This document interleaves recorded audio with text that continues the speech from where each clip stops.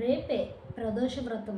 ఈ శుభ సమయంలో శివపార్వతులను పూజించండి. దంపతుల మధ్య అనురాగం పెరుగుతుంది.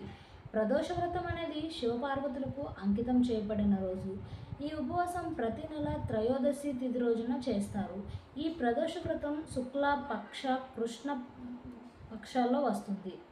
ఈసారి ప్రదోష వ్రతం రేపు జరుపుకోబోతున్నారు. ఈరోజు శివభక్తులకు చాలా ఫలవంతమైనదిగా పరిగణించబడుతుంది. ప్రదోష ఉపవాసం రోజున శివుడు పార్వతిని కలిసి పూజిస్తారు. ఈ రోజున శివుడు చాలా సంతోషంగా ఉంటాడు.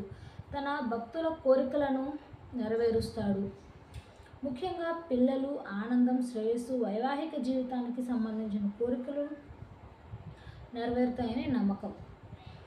ప్రదోష ఉపవాసం వేద క్యాలెండర్ ప్రకారం మే నెలలో మొదటి ప్రదోష ఉపవాసం అంటే వైశాఖ మాసం శుక్లపక్ష త్రయోదశి తిథి మే 9న మధ్యాహ్నం 2:56 ప్రారంభమవుతుంది.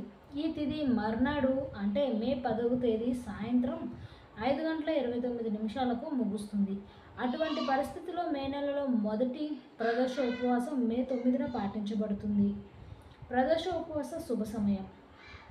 పంచాంగం ప్రకారం మే నెల మొదటి ప్రదోష ఉపవాసం రోజున భోలేనాథుని పూజించడానికి శుభ సమయం సాయంత్రం 7:01 నుంచి 9:08 వరకు ఉంటుంది.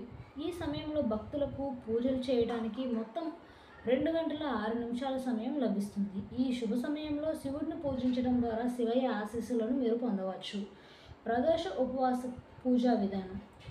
ప్రదోష ఉపవాసం రోజున ఉదయాన్నే నిద్రలేచి స్నానం చేసి శుభ్రమైన బట్టలు ధరించాలి. ప్రార్థనా స్థలాన్ని శుభ్రం చేసి గంగాజలాన్ని చల్లి శుద్ధి చేయాలి. శివపార్వతులతో పాటు